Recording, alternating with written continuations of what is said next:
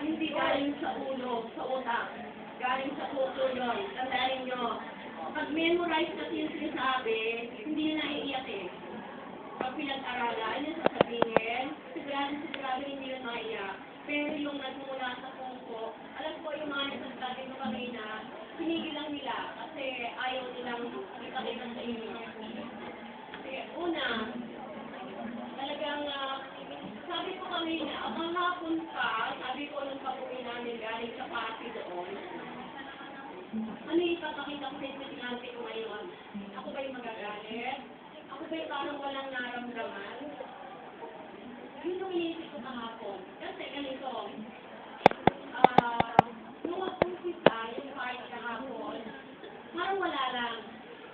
Parang natuwa lang ako kasi yung mga third year, mula first year hanggang fourth year, merong lahat ng president.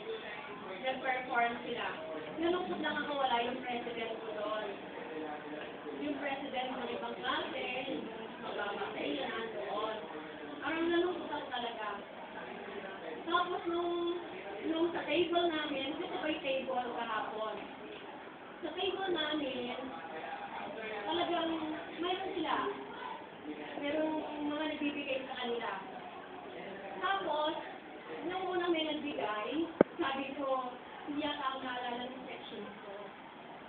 Tapos, nung sinispen ko, na hindi advisor, may nagbigay. Dalawa. Sabi ko, kung ito yung hindi advisor, mayroong nagbigay. Sabi ko, hindi yata ako naalala ng section ko. Sabi ko, parang yata hindi nila ako daw. Sabi ko na sa mga kasamahan ko doon sa table, sila Ma'am Centeno. Kasi si Ma'am Centeno, may nagbigay din. Sabi ko, 26 years na ako nagtuturo. Siguro nakakawalang niya ako, hindi ko naalala. Kasi pala walang niya.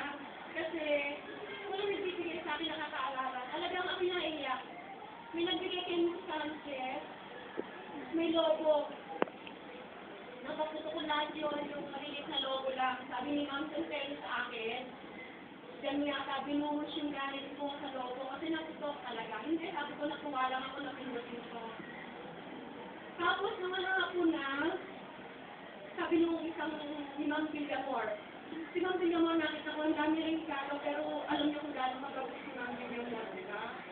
Pero sabi ko, meron siyang gift, ako wala pa rin. Sabi niya kayo sa akin, di bali Ma'am, ayan, ang laki ng iyong ang laki ng iyong card dyan. Sabi niya ganyan sa akin. Pero hindi pa pinupuksan yung mga card na nandoon, na nakapost. Nung ako'y umalis, umihi ako. Nakatulugo ko itong mga ito. Kasi umulan na.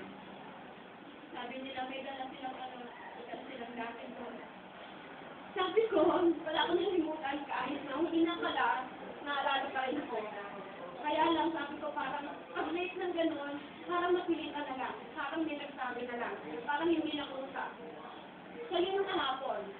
Parang kagabi nalimutan ko na yun. Ewan, parang nagkakataon lang siguro. May bagong number kasi yung aking cellphone. So, wala naman nakakaalam. Bagong ano lang ang smart na yun. Bago yung number ng aking cellphone. Sabi nung anak ko, kami na ko talaga. Ma, kami na, magabing 11 o'clock, may nag-call. Sabi niya ganyan.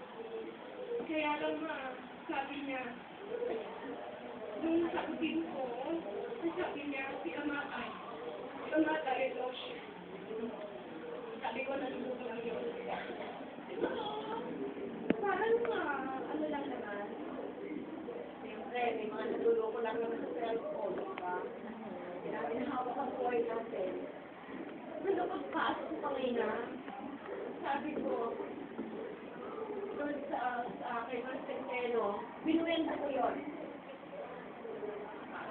Parang pinakataon lang naman yan.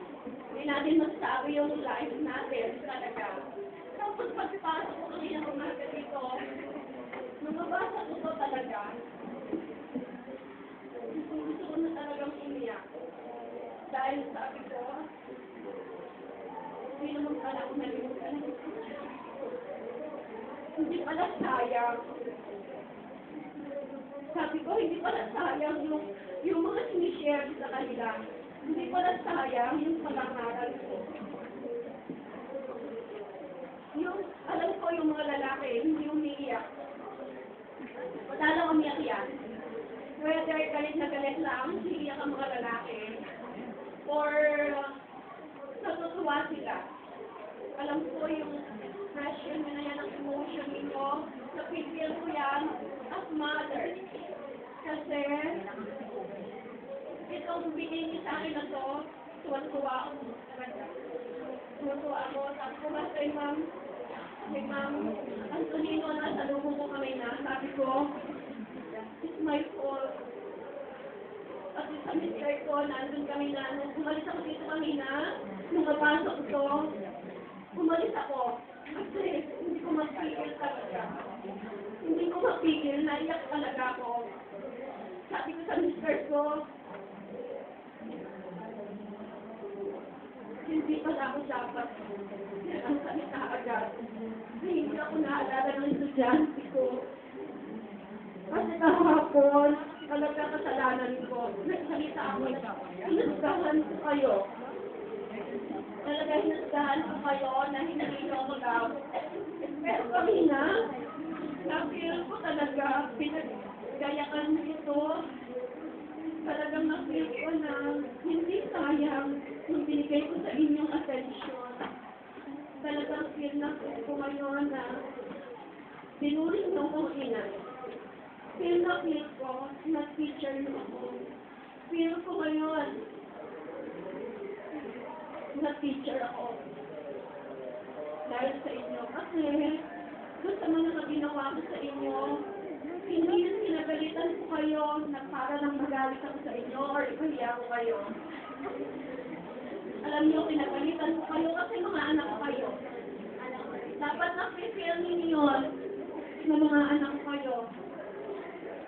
Pinagalitan ko kayo, pinatatawa ko kayo kasi mga anak ko. Hindi ko sila pinapahiya. Gusto ko makausap sila ng sarili na gusto ko ma-feel ko sila. Ganyan na ginagawa ko sa inyo kasi mga anak ko kayo. At kung hindi ko naman kayo pangaralan at kagalitan, mas lalo ko isipin yung sarili ko. Kasi hindi ko man kayo napangaralan. Gusto ko graduate kayo nang naalala ninyo yung turo ko ng attitude, ng good manner, ng good attitude. Ayokong graduate kayo, makatapos kayo ng natutuhan nyo ng geometry. Ayoko yun. Nang matatanda nyo sa akin si Ma'am Geometry. Ang gusto ko, makayari kayo, mag-4th year kayo. Nang natanda nyo sa akin, Mrs. Pamelian. Kasi tinuruan ko kayo ng right attitude. Nire-remind ko kayo lagi sa kagandahang asal. Kasi yun ang gusto ko eh.